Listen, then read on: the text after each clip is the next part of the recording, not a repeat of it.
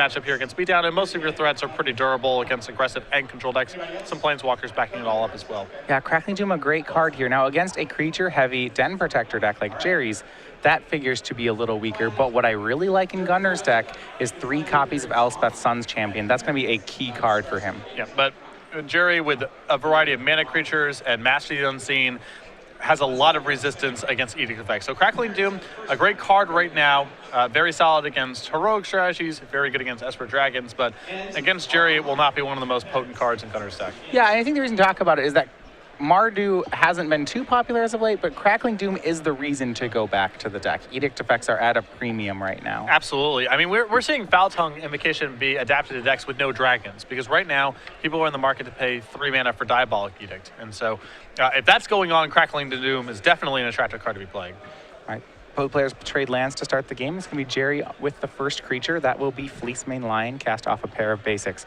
For Gunnar, he'll have a turn 2 Thoughtseize, get to take a look at Gerry's hand. Now, the one thing I really like about, one of the things I like about Bant is how resistant the deck is to Thoughtseize. You look here, you see lands 3 and 4, Valorous Stance, Den Protector, and Deathmist Raptor. Gunnar basically either has to take the Valorous Stance or take a Den Protector, neither of which is too exciting for him. Unless Gunnar has some sort of real short-term need to get Valorous Stance out of Gerry's hand there, I think you're almost always better served getting rid of Den Protector if you're playing a removal-based strategy. Because if the game goes on for a long time, that's just going to generate a ton of value. Now, if Gunnar is following this up, let's say with another Thoughtseize and a removal spell this turn, then I can get behind taking Valorous Stance. But if there's tempo considerations for Gunnar to take that card out of the hand, I think, generally speaking, he's just better served getting rid of the Den Protector. So for Gerry, his turn 3 play was Deathmist Raptor. Gunnar had a turn play of his own in Brimaz, King of Oreskos. The creature base of Mardu has been mixed up from what you would have normally seen out of, I guess, Mardu decks of a couple months ago. Gone are cards like Goblin Rabble Master, and now they have a solidly white creature base to the deck. Yeah, it's the deck has definitely become much more of a pure control deck. For a while, it was kind of vacillating between the 2 rules. You had things like Wild Slash, Stoke the Flames, and Goblin Rabble Master alongside the removal spells. The more recent iterations of Mardu we're seeing are more about, playing more of a control game. The red's basically in the deck just for removal spells like Crackling Doom and Mardu Charm, and otherwise playing a black-white control deck with Elspeth as the ultimate payout. So an attack for 3 from Deathmist Raptor puts Gunnar down to 11. Gerry follows up with a face-down creature that we can only assume is a Den Protector. His morphs are Den Protectors and Deathmist Raptors, along with a 1-of Stratus Dancer in the main deck. So you go back over to Gunnar. He plays a 4th land and does now have all colors on lines. He plays a mountain.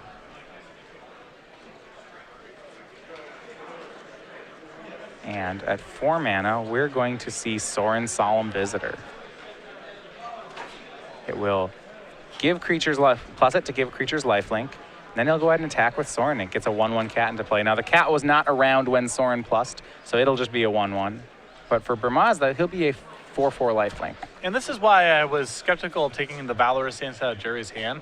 With the setup that Gerry has now, he has an opportunity next turn to simply get back the Valorous Stance, take care of Brimaz, and use his attackers on Sorin. And even though Gunnar would have fallen behind if his Brimaz just got tagged by Valorous Stance earlier in the game, the long-term implications of Gerry having a Den Protector in the game, I think, are quite a bit worse. So this attack, to me, is interesting in that he's offering to trade Brimaz for the Fleecemane Lion.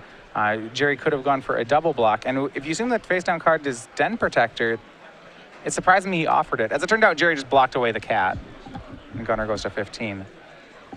But I'm surprised to not see Gerry take the opportunity to kill Brimaz. Well, I think just as a tempo play here, Gerry has the opportunity to get back Valorous Stance with the Den Protector.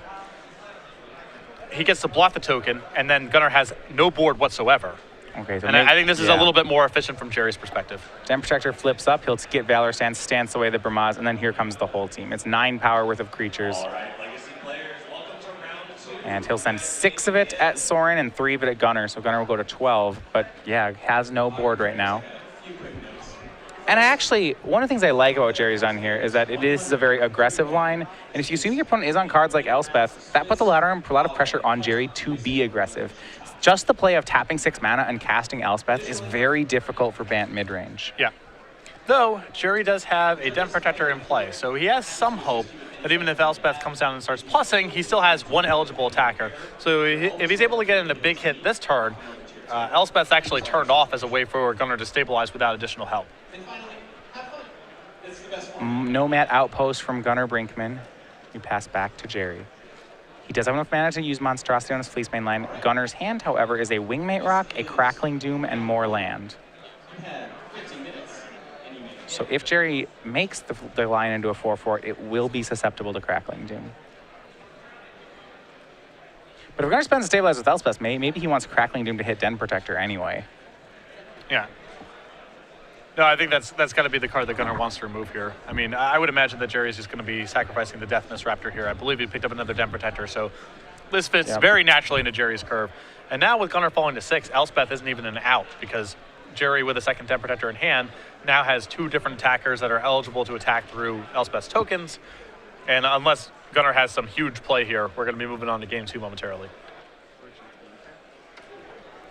And that's the play you mentioned there. Gerry with a face-down Deathmist Raptor, or Den Protector. Gunnar at 6. There's going to be 4 3-power creatures on Gerry's side if he flips that up. See whether he wants that. Is it better face up or face down? He'll go ahead and just keep the morph face down. Force Gunnar wants to have that flexibility. And his hand a pair of Den Protectors. And Gerry also has the option here of getting back the shows the Stratus answer there, has the option of just getting back a removal spell, Valorous answer. Protect his creatures inside of combat. He's got it covered in a variety of ways. All right, so game 1, solidly in the camp for Gerry Thompson. And these players are going to move to game 2. One thing, we are currently in season 2 of our Star City Games Opens. What that means is these players are building toward the season 2 invitational. Invites will be extended to any of the players who make top 8 at this event. Now, if you don't know, the SCG season 2 invitational, that's going to be taking place at Origins Game Fair. So the Columbus Invitational featuring the Open Series at the Origins Game Fair. This is going to be 5 days of Magic the Gathering. And this is a special invitational in that we actually have last chance qualifiers for this on Thursday. So if you're in the area or going to Origins, it's a great convention and want to try to qualify for this event, maybe haven't had a chance to play some IQs, haven't had a chance to top 8 of Star City Games Open, we will be holding 16-man on-demand flights with open points and prizes, and the winner getting an invite to the Invitational. The Origins Game Fair is a great gaming convention. If you're interested in Magic primarily, well, there's plenty of opportunities for you to qualify for the Invitational. And even if you fail to do that, there's going to be IQs and a variety of side events. And if you're involved in other games as well, if you like board games or miniatures games or what have you, there's going to be plenty of opportunities to play that at Origins as well. As Matthias just mentioned, there's going to be last chance invitational qualifiers Thursday night. The Invitational Open Series and IQs, everything that we have at our Invitationals, over $80,000 in cash prizes over the course of the weekend. And this is all held at the Origins Game Fair in Columbus, Ohio, which is just a great gaming convention, whether you're only about Magic or other games as well, June 3rd through 7th. Yeah, we'll have a Modern Open there, as well as a Modern Super IQ on Friday, and the game night we'll have our own Star City game night on Friday, giving away collectible pins and foils like you'd expect from game night, except we're going to go ahead and give some of the out-of-print ones back as well. So if there's some of them, say like, the kitten that you're so fond of and you've missed the chance to get that, you're going to want to make it there to play in those events. Yeah, not everyone has the opportunity to just steal the pins they want from the production staff. So if you've missed your opportunity to get some of them, well, this is your chance. All right, let's look at the sideboards for this. So starting with Gunnar Brinkman, down a game with Mardu mid-range. I would assume he wants to become more of a control deck post board here. Absolutely, and a lot of this is going to depend on how familiar he is with Gerry's list.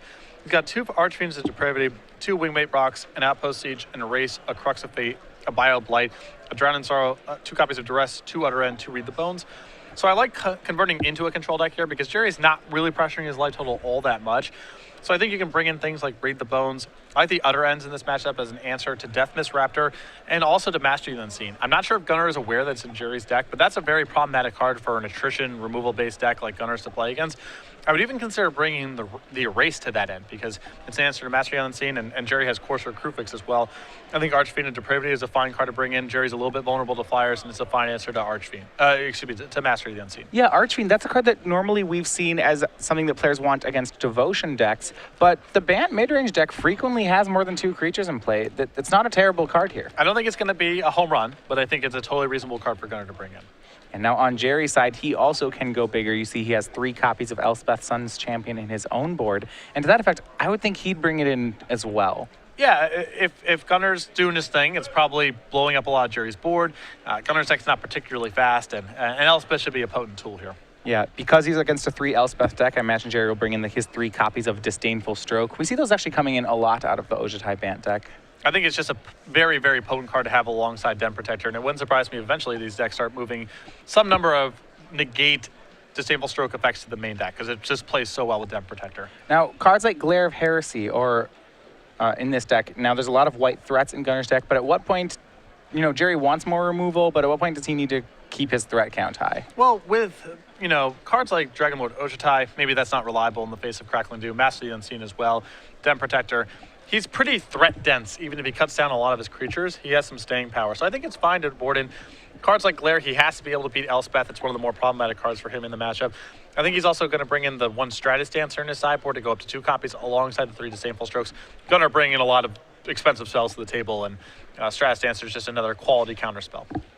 All right, so with that, we are going to go ahead and move into game 2. Gunnar, Brinkman, he's on the play with Mardu midrange. Both these players sit at 8-2.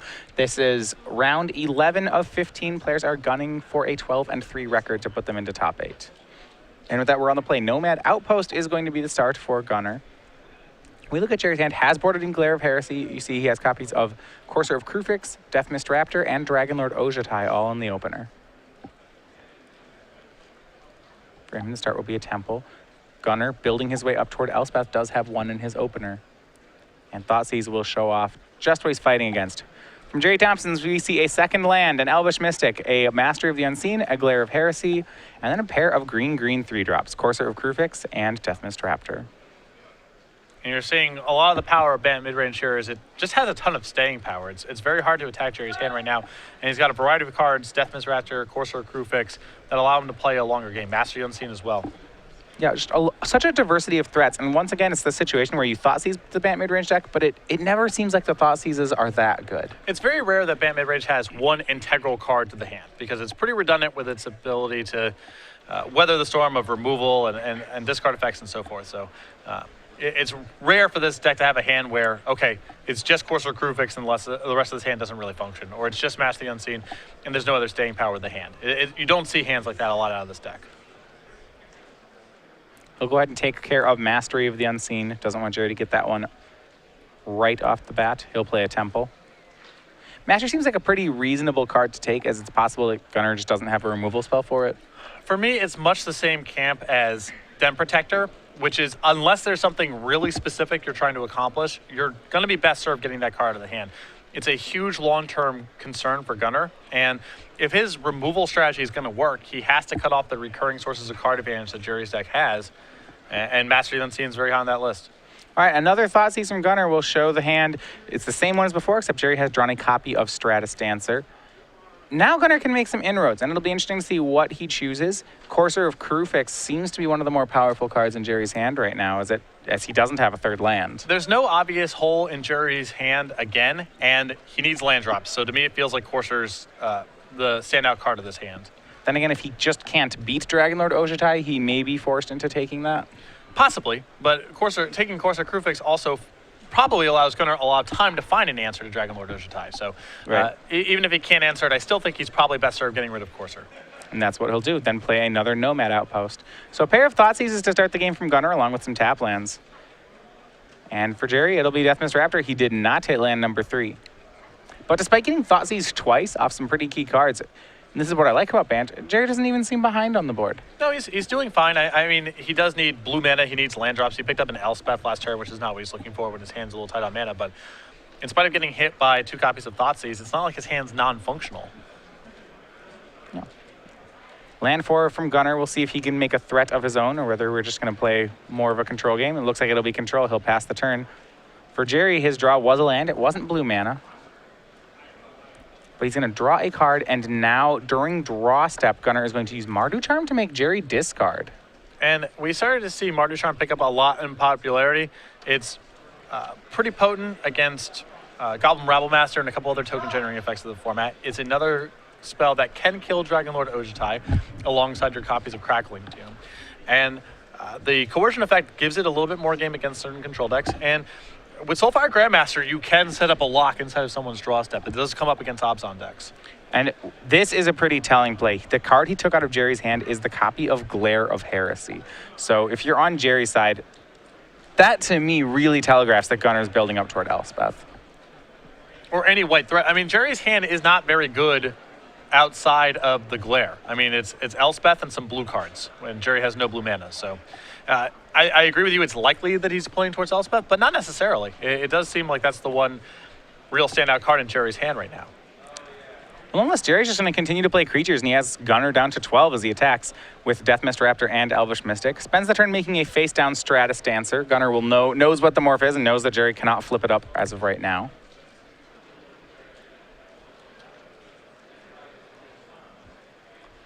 Yeah, Gunnar has done a great job making Gerry discard cards, but that said, it has not slowed him down too much. Seeker of the Way will be the play for Gunnar. No other land drop. Gerry draws land mana source 5. It's a plains. Not blue mana, which would be ideal for Dragon Lord Ojutai, but at least he's getting closer to Elspeth. Would like to see blue mana both for Ojutai and for that Stratus Dancer that's face down. And Gerry will just swing the Death Mist Raptor. Gunnar goes down to 9. Gerry with a 5th land. We need one more for Elspeth, and we pass back over to Gunnar. He does draw a land. It's a Temple of Silence. Scry will keep it on top. And now the players racing toward their respective Elspeths. Who's going to hit first?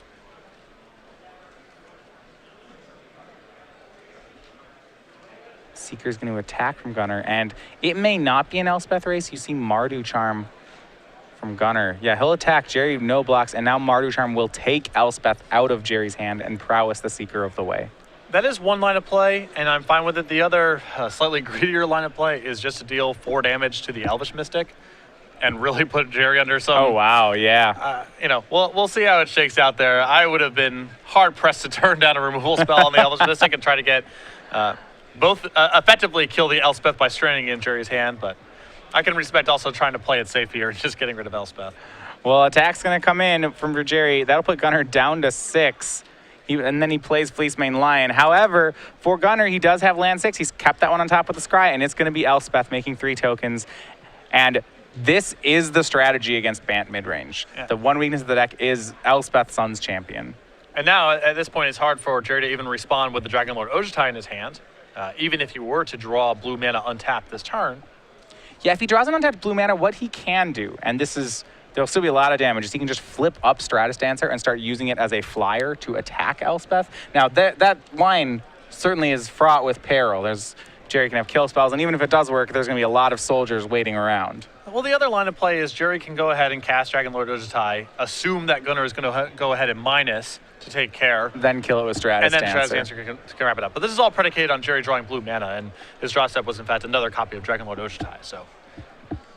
Yeah, the Bant Mirage deck has a great diversity of threats, but the one thing is they have in common is that they're all pretty well answered by Elspeth. So Gerry with a draw, no effect on the board right now. Elspeth's going to get another plus. He has to kind of figure out the game plan he's on. It's going to be very hard for him to deal additional points of damage. So he'll try to keep the soldier count low while he can. Swings all 3 creatures. I imagine them all at Elspeth. And this feels like a pretty good spot for Gunnar to put 2 tokens in front of the Morph and just get that off the table.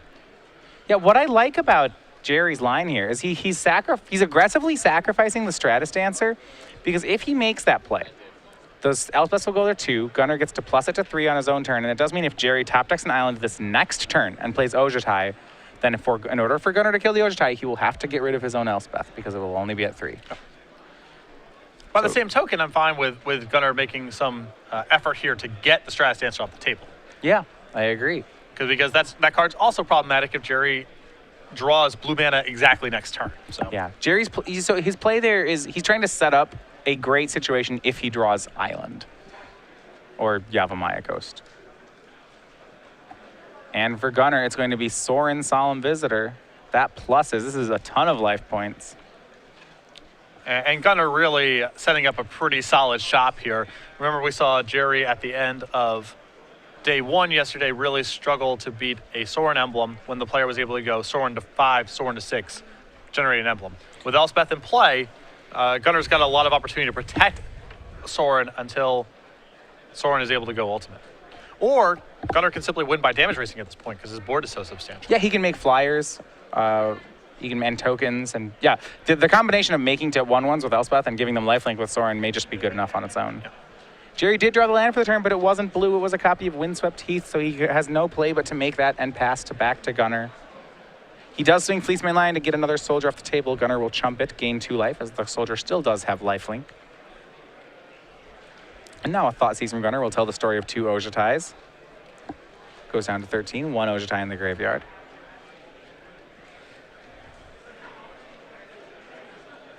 And both the Planeswalkers just keep on plussing. Elspeth up to 4, making 3 soldiers. Sorin up to 6, making them into 2/1 lifelinkers.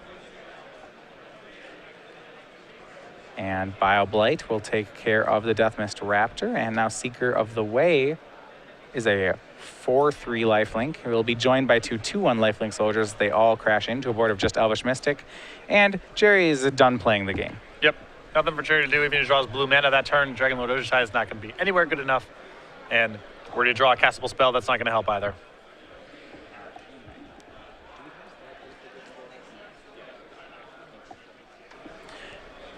So Gunnar Brinkman evens the match up at 1 game apiece. As they go on to game 3, they go back to their sideboards. Now, we were talking about the Columbus Game Fair and about how we're having a super game night there, but you can find game nights not just at the Game Fair, but you can find them at your local store. This is the StarCityGames.com game night promotion that we've been running for almost half a year now. If you are not familiar with game night, what it means is it's a fun, friendly event where each store is given 8 foils and 2 pins each week to be given out as prizes. Stores can sign up for this. And each month we get a new featured art. For May, it is going to be the bee. This is the pin that you see on our jackets and on the screen here. You get them as the pin and tokens given away at the event. Now, we do know the ones coming up in the future, so you're going to want to get on the ball for registering for this. Next month, we have the bunny in July. You see this very militaristic bunny with quite a plan to capture the carrots. Absolutely. The full-blown version of this artwork on the playmat is delightful, where you get to see some more specific plans. And we have the July pin here, ready to go. I have not seen this one yet. The piglet. Excellent. He has little boots. Because I guess he's running through the mud. Yeah. He needs boots for that. This will be the first token in our summer creature collection, by the way, as that runs July, August, September.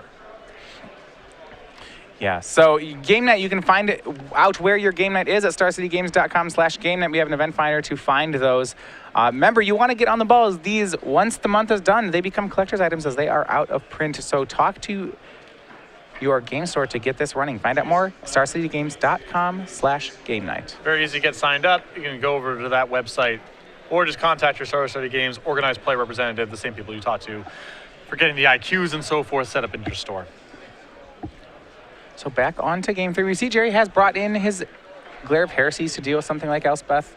But in that situation, Gunnar, what do you think of the line that he took in this game? So Thought Seizing twice, that's fine, keeping in Thought Seize, but then using all his Mardu Charms as discard spells as opposed to killing creatures.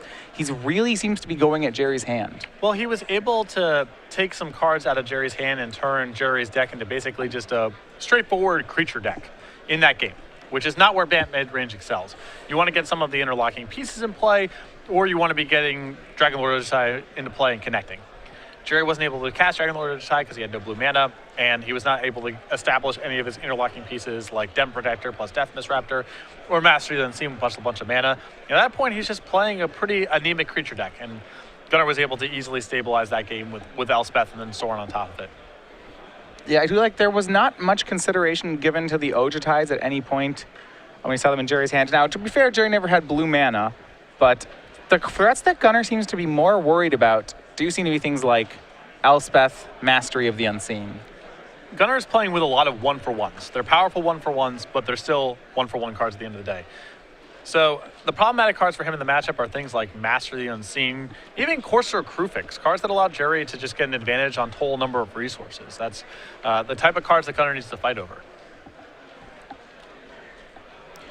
We're on our way, game 3. Gerry on the play with turn 1 Elvish Mystic. He'll get to ramp into some pretty early starts. We see Elvish Mystic swings. He makes a second Mystic and an Evolving Wild, so he could have up to 5 mana on turn 3. Over on Gunnar, he started on Nomad Outpost. A Thoughtseize would be well timed here, as he certainly wouldn't want something like a turn 3 Ojutai to hit him.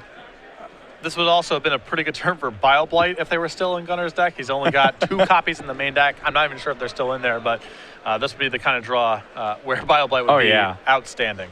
Well, he had them for game 2. Remember, he actually Bile-Blighted a Deathmist Raptor at the end of the game. So unless he's re-sideboarded, he does still have them. Yeah, it would have been a great spot for Bile-Blight. You see Gerry with Yavimaya Coast in hand. Imagine he'll go ahead and get Plains here. But even if Gerry is able to fire off a turn 3 Dragonlord Ojutai on the play, Gunnar can simply answer with Crackling Doom. And that's a response that not a lot of decks in the format have. Even the decks with Hero's Downfall are forced to just kind of sit there with Downfall mana up and hope that the Bant mid-range player cooperates. But no such thing on Gunnar's side if he has Crackling Doom. And this is going to be that turn 3 Ojutai. So Gerry has one in play. Now the pressure is on Gunnar. Does he have Crackling Doom? Does he have the untapped land for Crackling Doom and the card? Here's the land. Here's the removal spell. Both halves, and Crisis averted for Gunnar. Ojutai's in the graveyard. Gerry down to 18. And you can see why this card's starting to pick up some steam. I don't know how good the Mardu deck is at the end of the day, but Crackling Doom right now is a very attractive option. So if you look at your other black-white mid-range decks, your decks like Abzan, that play of the turn 3 Ojutai from Gerry would have been lights out. Exactly. The Abzan player would just have to sit there with mana up and hope that Gerry would attack into a downfall. Gerry playing a second copy of Ojutai. Can Gunnar do it again? Nomad Outpost, and he does. Second Crackling Doom takes care of second Ojutai.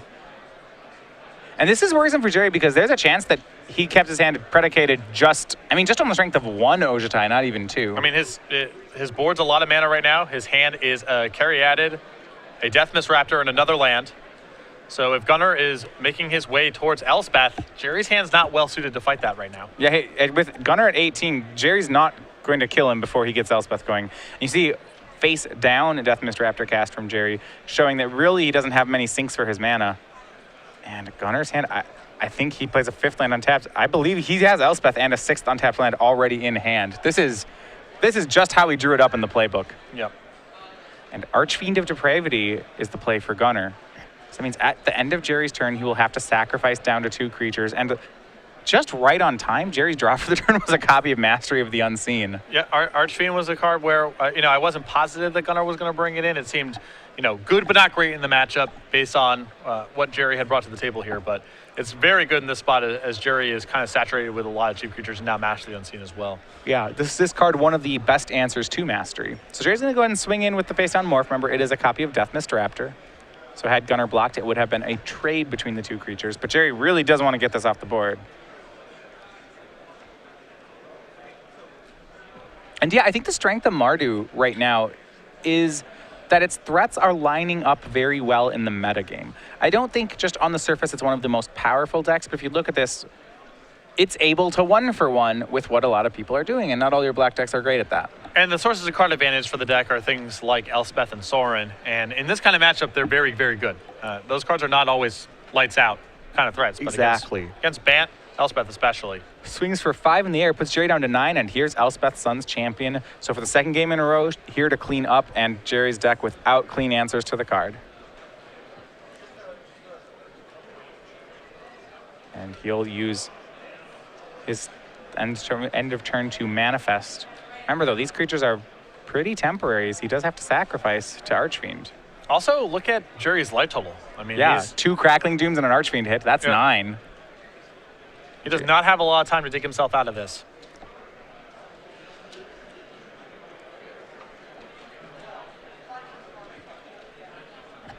And go back over to Gerry's side. He has a copy of Sylvan Caryatid in hand. That's not going to help. It has a blue card. But it may just be something like Stratus Dancer. He doesn't, because of the style of his deck, he doesn't have very many removal spells. So things like Archfiend of Depravity, he doesn't get them off the board very well. Yeah, Disdainful Stroke has been his draw in hand. That's late. Gerry has Valorous Stance, Dromoka's Command. He does have some answers to creatures, but he's not flush with the removal.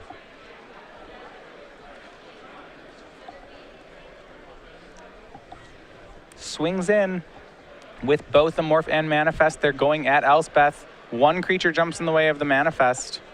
Elspeth's down to 3. End step, Jerry's just going to have to sacrifice. The manifest will go away. It was a flooded strand. And I like Gunnar's play there of not making efforts to trade his tokens for Jerry's tokens because Gunnar has the Archfiend. Right. They're already dead. Yeah. So I like chump blocking, protecting Elspeth as much as possible, but there's no need for Gunnar to go ahead and actually try to kill this stuff, as Archfiend has it all contained to begin with. So a plus from Elspeth. And now the team of Elspeth. Soren into play again, and Gerry will definitely disdainful stroke there. Cannot afford to lose to that, but still in a really tough spot. He goes down to 8, so he had to use the Avamaya Coast. And Gunnar will swing with the 2 soldiers and the Archfiend. That's 7 damage if Gerry chooses to take it. He can trade Elvish Mystic for one of the soldiers, but he'll fetch. He has an option of making a manifest token here and blocking one of the tokens. And that may have been Gerry's turn anyway, so I'm sure he's fine with the attack, more or less, but Gerry's still in a lot of trouble. Yeah, I mean, if he draws a Valor Stance, he can take care of the Archfiend, but then he has the issue of Elspeth, and he's so low on life points right now, he's going to go down to 2 off this hit, that the leftover 1/1s are just going to clean it up. If he's even able to do that. And yeah, once he taps to make a manifest, Gunnar downfalls the manifest token, so there's no blocks for Gerry, and because he cracked that fetch land, he's at 7. 7 damage comes across, and Gunnar Brinkman is your winner in 3 with Mardu midrange. Gunnar did a very good job in game 2 of turning Gerry's deck into just sort of a normal deck. He picked apart the critical pieces and was able to beat him with Elspeth. Game 3, Gerry's draw was what it was. He could accelerate and do a turn 3 Dragon Lord Ojutai. He could actually do it a second time the following turn, and then just put Gunnar to the test to see if Gunnar was armed with the removal spells to break it up. He had 2 copies of Crackling Doom. Gerry kind of had a flood out there after the fact. His hand was mostly just mana, and then Archfiend and Elspeth together were too much for Gerry to overcome from that spot. Yeah, it can be a pretty tough spot. I mean, there's a lot of pressure. You're out, get pressure on Gunnar, not only to have 2 Crackling Dooms,